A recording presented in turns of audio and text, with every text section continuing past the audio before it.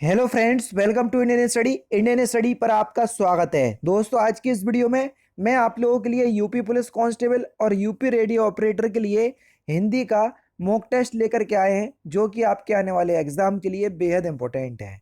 Video अगर आपको अच्छी लगे तो प्लीज़ दोस्तों वीडियो को लाइक और शेयर जरूर कर दीजिएगा।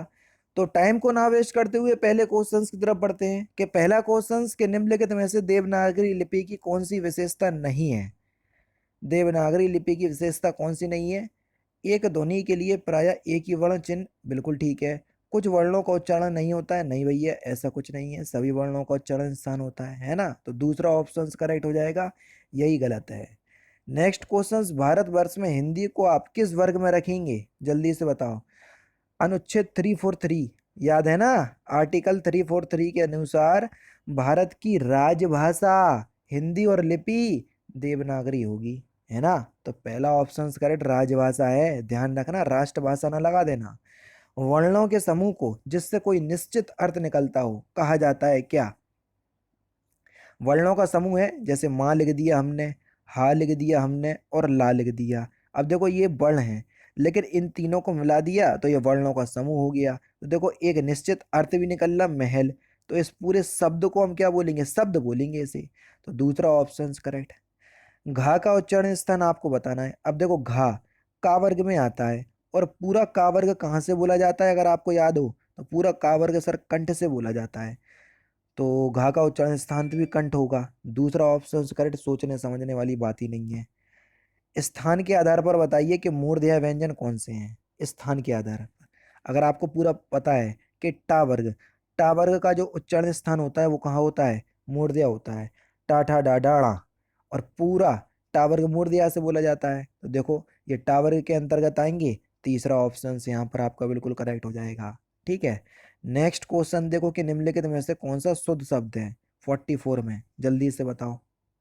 शुद्ध नहीं है, माफ कीजिएगा, शुद्ध नहीं है ना। तो महात्मा शब्द जो है वो शुद्ध नहीं है। चौथा ऑप्शन करेक्ट हो जाएगा। शुद्ध वर्तनी आपको बतानी है 45 में। तो सी ऑप्शन बिल्कुल करेक्ट है, वार्ड में। तीसरा ऑप्शन करेक्ट। शब्दांश कितने प्रकार के होते हैं? शब्दांश, तो सही आंसर आपका क्या हो जाएगा सर? दो प्रकार के, उपसर्ग और प्रत्यय। ये शब्दों के ही तो अंश होते हैं, इन्हीं को तो शब्दांश कहते हैं, है ना। प्रति और मनपति शब्द में कौन सा उपसर्ग है? बढ़िया क्वेश्चन से, जल्दी से बताओ। तो प्रति उपसर्ग है दूसरा ऑप्शन करेक्ट। और दोस्तों, रोज मैं आपसे एक ही चीज बोलता हूँ कि वीडियो अगर आपको अच्छी लगे तो मेरी आपसे विनती है कि यार 100 लाइक तक तो पहुंचा दो। आप लोग जो भी लोग वीडियो देख रहे हैं तो उसको लाइक तो कर दो कम से कम, और कुछ नहीं मांग रहा मैं आपसे, वो भी आप लोगों से नहीं होता। निम्नलिखित में से किस शब्द में प्रत्यय का प्रयोग हुआ है? जल्दी से बताओ। तो धनिक शब्द में एक प्रत्यय का प्रयोग हुआ है। चौथा ऑप्शन से यहाँ पर आपका बिल्कुल क्या हो जाएगा सर? करेक्ट हो जाएगा। नेक्स्ट क्वेश्चन दोस्तों आपके सामने कि निम्नलिखित में से कौन सा तद्भव शब्द है? खजूर एक तद्भव है, इसका तत्सम खरजूर होगा।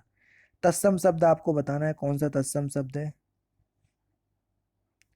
शुश्रूषा एक तत्सम शब्द है, पहला ऑप्शन करेक्ट। नैसर्गिक का पर्यायवाची शब्द क्या होगा? प्राकृतिक, तीसरा ऑप्शन करेक्ट। निम्नलिखित में से कौन सा शब्द उदार का विलोम शब्द है? अनुदार, चौथा ऑप्शन करेक्ट। जिसका मन व ध्यान दूसरी तरफ हो वाक्यांशों के लिए एक शब्द क्या होगा?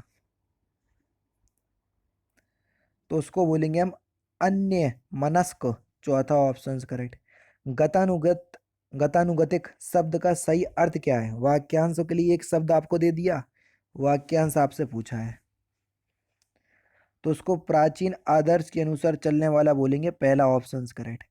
विलोम युग्मों में से कौन सा शब्द युग्म जो है वो सही नहीं है? आयात का विलोम शब्द निर्यात, बिल्कुल ठीक है। पाप का विलोम शब्द पुण्य, बिल्कुल ठीक है। बद्ध का मुक्त, ठीक है। नूतन का सनातन दिया, जो कि गलत है, पुरातन होगा। चौथा ऑप्शन बिल्कुल करेक्ट। भाववाचक संज्ञा शब्द छांटिए, कौन सा भाववाचक संज्ञा शब्द है? करुणा ये भाववाचक संज्ञा शब्द है, दूसरा ऑप्शन करेक्ट। संज्ञा के स्थान पर प्रयुक्त होने वाले शब्द को क्या कहते हैं? सर्वनाम कहते हैं, पहला ही ऑप्शन करेक्ट। निम्नलिखित में से कौन सी अनुकरणात्मक क्रिया नहीं है? अनुकरणात्मक क्रिया जो एक शब्द का अनुकरण करके बनाई जाती हैं, जैसे हिन हिनाना, मिन मिनाना, फड़फड़ाना, ठीक है, खटखटाना, तो इनको हम बोलते हैं अनुकरणात्मक क्रिया। झुटलाना एक अनुकरणात्मक क्रिया नहीं है, बाकी तीनों हैं। हिमालय से गंगा निकलती है तो वाक्य में कौन सा कारक है?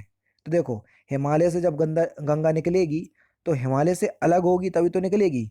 और जब से कारक चिन्ह का यूज अलग होने के लिए हो तो वहाँ अपादान कारक होता है। ठीक है, पहला ऑप्शन करेक्ट, क्योंकि से कारक चिन्ह करण कारक में भी आता। हालांकि ऑप्शंस में नहीं था तो इतना दिमाग भी नहीं लगाते तो भी आप क्वेश्चंस का आंसर बता सकते थे। कौन सा वाक्य जो है वो शुद्ध है? जो शुद्ध है उसी का आपको चयन करना है। तो मैं कल कुछ हो जाए तो मैं कहीं का नहीं रहूंगा, चौथा ऑप्शन करेक्ट। ठीक है, नेक्स्ट क्वेश्चन से आपका, नक्कार खाने में तूती की आवाज, इस मुहावरे का सही अर्थ क्या है?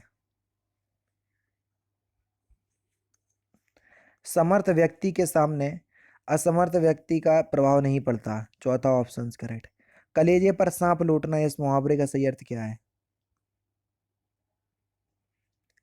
ईर्ष्या से जल उठना, दूसरा ऑप्शन करेक्ट। क्वेश्चन नंबर 63 और 64 देख लीजिए। हनुमान की पूंछ में लगन न पाई आग, लंका सगरी जल गई और गए निशाचर भाग। मैं आपको बताना है कि कौन सा अलंकार है। यहाँ पर हनुमान जी की पराक्रमता का बड़ा चढ़ाकर वर्णन किया जा रहा है, और जहाँ पर बड़ा चढ़ाकर वर्णन किया जाए तो वहां पर आपका कौन सा अलंकार होता है? अतिशयोक्ति अलंकार। तो तीसरा ऑप्शन करेक्ट। नेक्स्ट क्वेश्चन देखो, मौसम कौन कुटुल खल कामी, मैं आपको बताना है कौन सा अलंकार है। देखो ये दिख रहा सम, ये एक वाचक शब्द है। और वाचक शब्द आपको किस में देखने को मिलते, जल्दी से बताओ। आप बोलोगे सर उपमा अलंकार में। तो बस पहला ही ऑप्शन करेक्ट हो जाएगा, सोचने समझने वाली बात ही नहीं है। ठाणे है नौ द्रुम, डार गए धनु, कांधे धरे कर सायक ले, मैं आपको बताना है कि कौन सा छंद है 65 में। भैया पहले आप वर्ण गिन लो, क्योंकि वर्णिक छंद का भी उदाहरण दिया। 1 2 3 4 5 6 7 8 9 10 11 12 13 14 15 16 17 18 19 20 21 22 22 वर्ण दिए। और 22 से लेके 26 वर्णों वाला छंद कौन सा होता सर, जल्दी से बताओ। सवैया छंद, चौथा ऑप्शन करेक्ट। नेक्स्ट क्वेश्चन देखो, किलक अरे में नह निहारू, इन दांतों पर मोती वारू, मैं आपको बताना है कि कौन सा रस है। रस बताना है 66 में। तो यहाँ वात्सल्य रस है, तीसरा ऑप्शन बिल्कुल करेक्ट हो जाएगा। रचयिताओं के नाम बताना है। संस्कृति के 4 अध्याय, ये रचना किसकी है? तो ये रचना रामधारी सिंह दिनकर की है, पहला ऑप्शन करेक्ट। आचरण की सभ्यता, ये रचना किसकी है? सरदार पूर्ण सिंह की है, चौथा ऑप्शन करेक्ट। यहाँ पर देखो, एक वाक्य को 4 भाग में व्यक्त कर दिया, जिस पार्ट में गलती है उसी का चयन करना है। प्रयुक्त वाक्य प्रत्येक दृष्टि से शुद्ध है, तो आपको बताना है कि इसके किस पार्ट में गलती है।